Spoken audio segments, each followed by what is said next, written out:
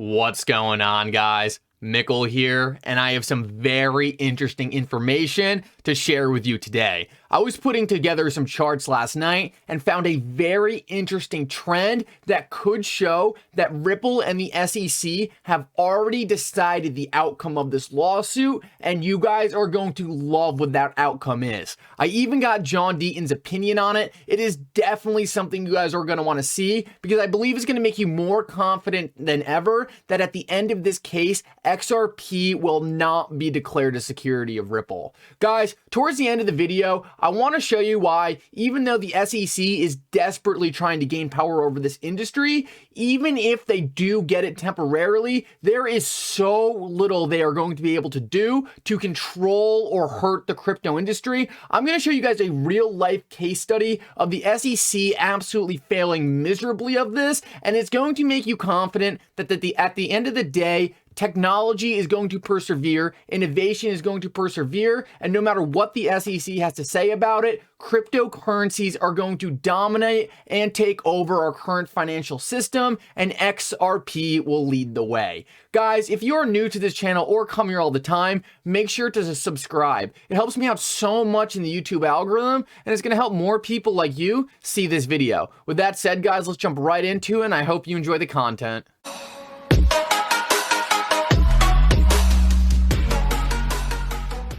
I want to start off by quickly covering the upcoming executive order because I believe this is going to be a massive moment for crypto. The crypto industry desperately needs regulations. Every single thriving market in the entire world is regulated, and the cryptocurrency industry is regulated all around the world, but not in the US. The US needs to put together a cohesive approach to regulate the cryptocurrency industry, or they are never going to be able to tackle it, and innovation is just going to keep moving outside our borders. What this executive order looks like to me is the start of the US developing a plan. Yes, it has taken a long time. Yes, it's not going to be perfect, but these are steps we need to take. We need to start tackling this issue because if we don't, we're going to keep on ending up in positions like we are with Ripple and the SEC, where the SEC believes that it has unlimited power to do whatever it wants. What it looks like to me is that this executive order is going to be the start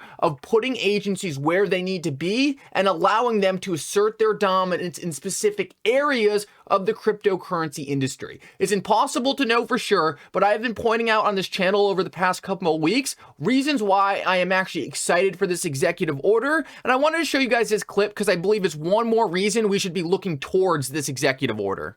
What's been reported in the media so far is that it's going to outline a government-wide strategy for blockchain, and what we're expecting to see is a broad-based set of recommendations that are focused on coordinating various government agencies to set a policy framework for this technology. Now, just to give you a little bit more context, at the Chamber of Digital Commerce, we have been advocating for a national action plan for blockchain for 3 years in February. So as you can tell, they are not talking about banning crypto. They're not talking about making everything a security and kicking out the retail investor. They are talking about creating regulations that an industry desperately needs. Even if the executive order isn't perfect, we need to start taking these steps, and therefore I am looking forward to it. The next thing I wanted to show you guys is just one reason why if we see something we don't like, we need to address it. Right here, we have Jim Himes. He was the one who was trying to put some very negative stuff in one of the more recent bills passed through the Senate, and he was trying to do something that would essentially allow the Treasury to ban cryptocurrency transactions. He got a lot of shit for this on social media, and very quickly, you can see how he turned his attitude around, and now he's tweeting at the Blockchain Association saying, "Thanks for working with this, Jerry Brito, good outcome." So it just shows you guys, even if you don't think you're going to make a difference, it's so important to at least try to make your voice heard. And even if that just means going to my Twitter, retweeting some stuff, every tweet makes a difference because the more pressure these politicians feel, the more they're going to be worried that they won't get voted back in. And at the end of the day, we control what they do because we control whether they have the power or not. We need to let them know that we are not going to vote for you if you don't support cryptocurrencies. So guys, make sure, use this as a learning example and just let you know that you have more power than you think you do. Let's keep moving. And this is one of the first charts I put together. I'm going to be updating these quarterly, so I really hope you guys enjoy these. I think when we zoom out and after a couple of quarters of these go by, they're going to provide some very good information on what's going on with XRP at an institutional level. This data that I'm pulling is directly from Ripple's quarterly XRP market reports. And as we can see, Ripple has been a net buyer of XRP and has been loading up on XRP in the open market. This tells us that Ripple believes the asset XRP is very undervalued in the market. And since, in my opinion, Ripple is the #1 expert on XRP, I want to be following what Ripple's doing. If Ripple thinks XRP is undervalued, I think XRP is undervalued. And we can tell that Ripple no doubt believes XRP is undervalued because we can see they are heavily accumulating. Alrighty guys, so now I want to show you, and this is really the crux of this video, why the SEC is dead wrong on XRP being a security, and because of this, it is very likely that Ripple and the SEC already know the outcome of this case. XRP is not a security of Ripple. It never was, and because the definition of a security simply doesn't work with the cryptocurrency XRP. They're fundamentally completely different. It's like trying to say that I just built an airplane and you coming to me and saying, oh, that's great, but you need to follow the regulations of cars. It doesn't make any sense, and it is blatantly obvious. What I'm showing you right here is essentially Ripple's total sales of XRP. As we can see, back in Q2 2019, Ripple got word that they were going to be investigated by the SEC. And we can see their sales of XRP dropped off dramatically and almost went to zero during Q1 of 2020 when the case was filed. But since that point, there has been a massive inflection, and suddenly Ripple has picked up its selling and began selling XRP back on the open market.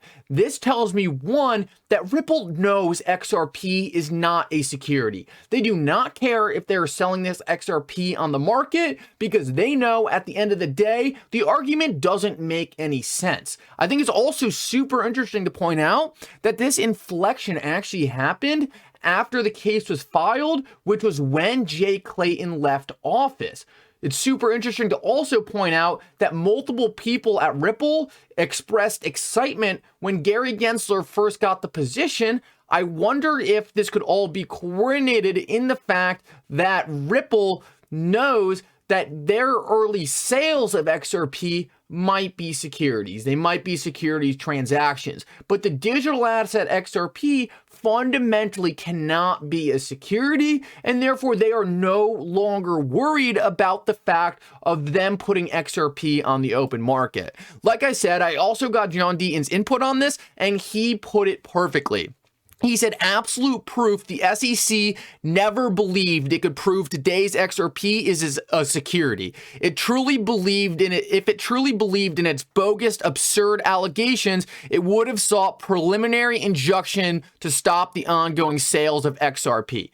What a preliminary injunction is, and what he's saying is if the SEC actually believed Ripple was offering unregistered securities, then they would have used this preliminary injunction to stop the sales immediately. They did not do that because they understand how bogus their argument is. There is no way XRP could be a security of Ripple. It fundamentally does not make any sense. If Ripple disappeared today, XRP would be fine. It would still trade. It would still have value, and therefore it cannot be a security of Ripple. It's as simple as that. And what John Deaton is saying is this is just proof that not only does Ripple know XRP is not a security, but the SEC knows it too because they have not even tried to stop these sales. It's embarrassing that the SEC is trying to still put this case forward and shows how weak their argument really is. And I tweeted out, this is so funny because in the middle of the SEC case, Ripple actually started ramping up his XRP sales. And what did the SEC do? They tattled to the court. They literally went to the court, and I know this is kind of hard to read, but they literally went to the court and said, "Court, please, Ripple keeps selling this XRP, so they should have plenty of money to keep carrying out this case." I thought it was pretty funny. It kind of seemed like a little kid thing to do. Like, oh, you're losing the case, so go tattle on Ripple because they're still selling XRP. I thought it was pretty childish, but what can you expect out of an agency that literally just makes up regulations as it goes and then expects founders to pay them out millions of dollars to get out of the case? It's literally a pay-to-play organization, and the more I look into this, the more sick I really get with our current government. Let's keep moving though, and I really tweeted this out for the SEC because they seem like they're having a really hard time understanding the basics of the difference between Ripple and XRP, so I just wanted to play this for them. And make sure you guys go to my Twitter and retweet this because I think it might help them. This is going to give them a very easy distinction between what's the difference between XRP and Ripple stock. This seems to be a very hard concept for the SEC, so let's make sure we help them out and you guys retweet this so they might be able to figure out why their lawsuit against Ripple doesn't make any sense. XRP, which is not owned by Ripple. XRP is not Ripple. Ripple is not XRP. If you own a unit of XRP, it gives you no right, title, or interest to Ripple. If you want to own Ripple, go into the secondary market and you can buy some shares in Ripple and become an investor in Ripple. But what XRP does, and this is really what I think is fascinating, because when you combine XRP with RippleNet, the proprietary software solution, I think it does something really magical. You think the SEC understood that? Or do you think they're sitting there being like, wait, they're different? I don't know. I wouldn't be surprised if Gary Gensler's sitting there with his head spinning. Let's finish this off, guys. And I thought this was absolutely wild. This is proof that even if the SEC, whatever, gets their power over crypto, they can't do crap. Greg Kidd tweets out, essentially what he tweeted out in this tweet thread was essentially saying how absurd it is that the SEC and the US government stopped Facebook from issuing their Diem coin, but still allowed Tether to exist today. And what Greg Kidd said is the only difference between Facebook and Tether is Facebook wanted to oblige to the regulators, so they gave up. Tether decided not to give up, so they are still out there trading in the market. So what does this mean? It means the SEC doesn't have any power. All they can do is threaten US companies and say, oh, we won't let you IPO if you don't do this, this, and this. But at the end of the day, they have zero control over cryptocurrencies. They are decentralized, they trade without borders, so the only thing the SEC is doing by going after these projects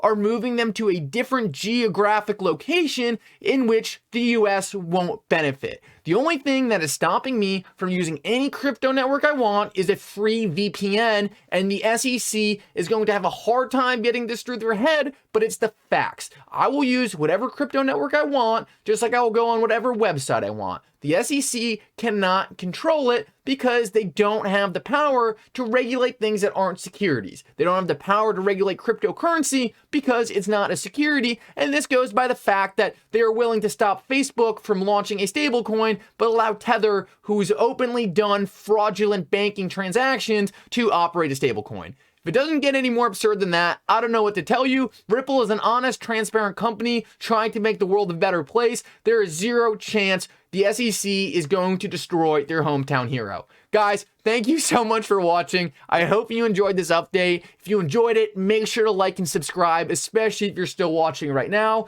Thank you so much for coming. For now, Mickle out.